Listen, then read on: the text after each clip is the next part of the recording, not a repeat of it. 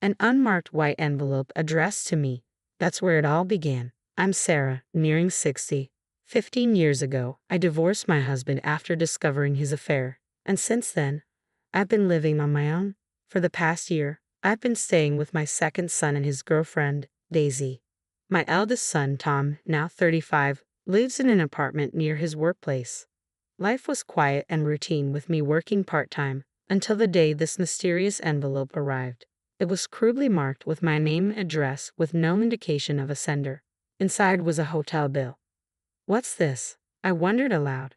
Upon closer inspection, I realized the bill wasn't addressed to me but to my eldest son, Tom. It detailed wedding and reception expenses dated about 2 weeks ago. What could this mean? Did Tom get married? Tom had a girlfriend I met once a few months back, but there was no mention of marriage at the time. I didn't have the best impression of her. Her name was Michelle, if I recall correctly. She barely made eye contact and seemed constantly uncomfortable, punctuating her speech with and oh as if something was bothering her. Could it be that Tom actually married her? I quickly called Tom, but he didn't answer, likely because he was at work. I decided to leave a message on the landline at the apartment where Tom lived, and to my surprise, a woman picked up. It was Michelle. When she realized it was me, she spoke with irritation. Ah, this is why I told Tom we should get rid of this landline. What does this mean? Did you two get married? Are you living together? I fired off a series of questions. Michelle responded in a flat, indifferent tone. Yeah, we got married. We're living together now. So what?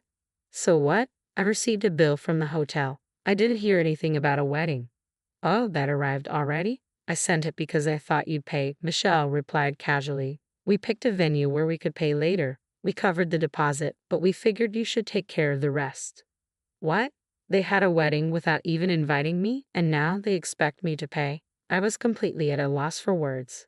Michelle, sounding irritated but firm, said, Tom was the one who insisted on marrying me. I found the whole mother-in-law thing too bothersome and declined many times. So naturally, you should be the one to pay. If you refuse, do you realize Tom will end up buried in debt? Her cold tone snapped me back to reality. What does Tom think about all this? He says it's fine, of course. Oh, and don't bother trying to contact him. I made sure your number is blocked. So that's why I couldn't reach him earlier. Yes, and while we're at it, other than for weddings, funerals, and the like, please don't contact us at all. And even for those, we don't want anything that costs money. Wait, just hold on a minute. Why are you avoiding me so much? It's obvious, isn't it? A mother-in-law is nothing but a nuisance. Besides, you're broke after your divorce, right? We can't have you begging us for money. I felt a surge of anger as I retorted, if you think I'm so poor, why are you sending me this bill? That's a separate issue. Please make sure to pay it. With that, Michelle hung up abruptly. I stood there holding the receiver, completely stunned. Mom, my second son, Jack's voice brought me back to reality. It felt like hours had passed since that phone call, and I was standing alone in a dark room. Tears overflowed as I explained everything to Jack. He hadn't heard anything about Tom's marriage and was now fuming with anger. It's unbelievable. That wife of his, she seems like trouble, doesn't she? I thought she might be a good match for my brother, but now. That's right. Tom, who was spoiled by my late mother-in-law, has looked down on me since he was a child. By middle school, he was calling me old hag and worthless. He, along with my mother-in-law and ex-husband, treated me terribly. Jack was the one who always stood up for me. After my divorce, I lived alone for a long time.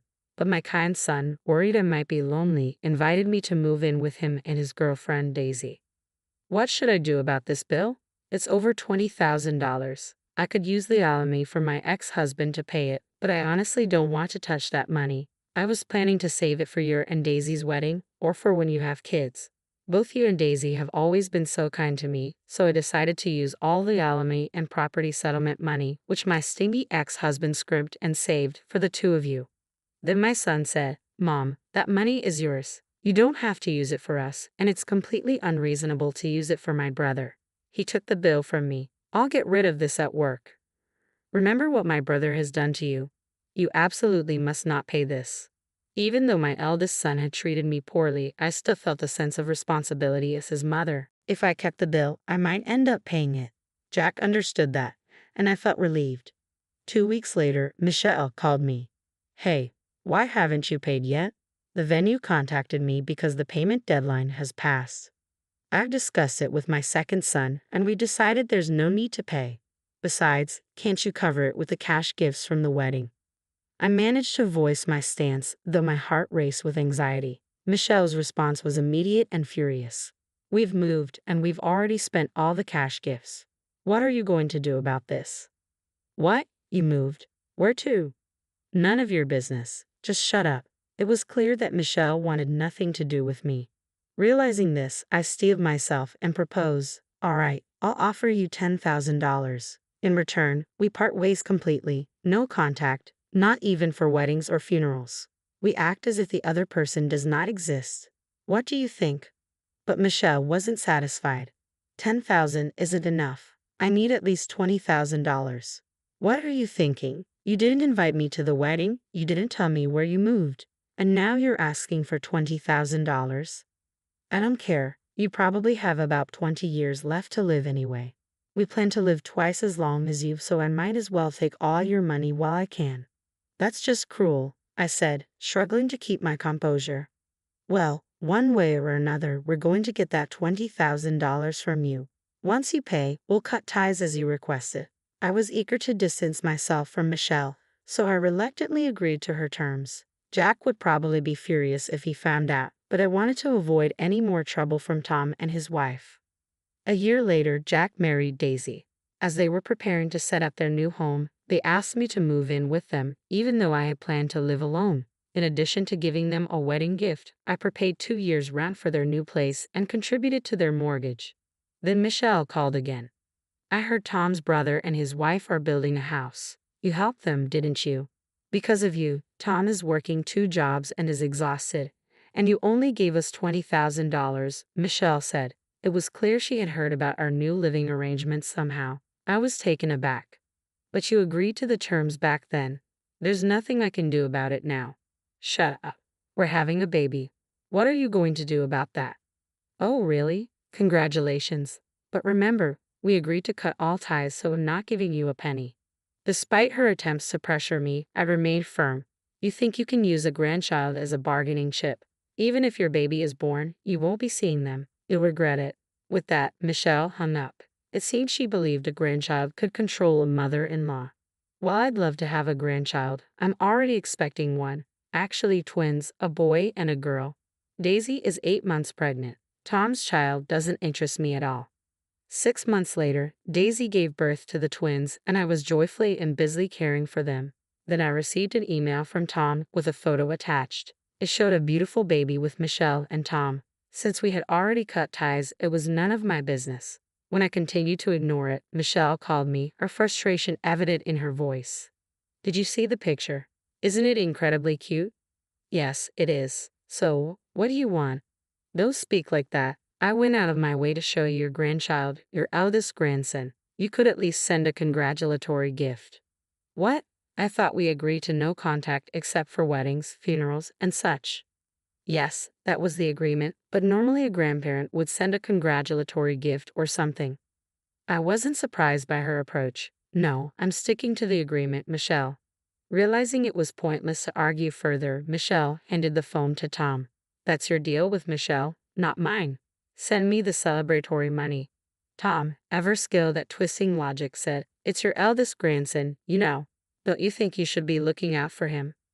According to Tom, how they treat their grandchild will somehow influence how I'm treated in my old age. I really don't need you to worry about my old age, I replied. Huh? You think you can rely on Jack? With 2 kids of his own, do you really believe he can take care of you when you're older? I'm not planning to rely on Jack and his family. So what's your plan? I know you didn't get much from Dad's alimony. Wouldn't it be better to stay on good terms with us now? Tom said triumphantly. To that, I answered, As I've said, I'll be fine. I've been contributing to a personal pension plan since I was single. It's an old policy with good rates, and I'll be receiving about $800 a month starting this year. Additionally, my work history qualifies me for a government pension of around $800 as well. I can manage comfortably on both. Tom seemed stunned by my response. After a moment of stunned silence, he stammered, But that's only enough if nothing goes wrong. When you get older and your health declines, You'll end up coming to us for help. Chuckling, I replied, don't worry, I canceled the life insurance policy where you were the beneficiary. I had originally taken out life insurance policies for both Tom and Jack when they were born, with them each as beneficiaries. I canceled Tom's to cover the $20,000 bill. There's plenty of money from the cancellation, so you needn't worry. Canceled. Are you serious? Yes, indeed. It's a shame, really. If I hadn't canceled it, you would have received about $100,000 when I pass away. No way. If you're looking to blame someone, point the finger at Michelle. She was the one who insisted on getting the $20,000 from me by any means necessary. The cancellation refund was only about $50,000, so I had around $30,000 left. Less than what might shock Tom, but I wasn't obligated to disclose the exact amount. Satisfied with Tom's stunned silence, I hung up the phone. Shortly after, it appeared Tom and Michelle had a massive argument.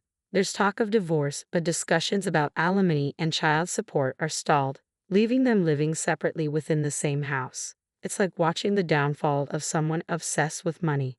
Meanwhile, I've taken up part-time work as a cleaner to ensure I'm not a financial burden on Jack and his family during my retirement.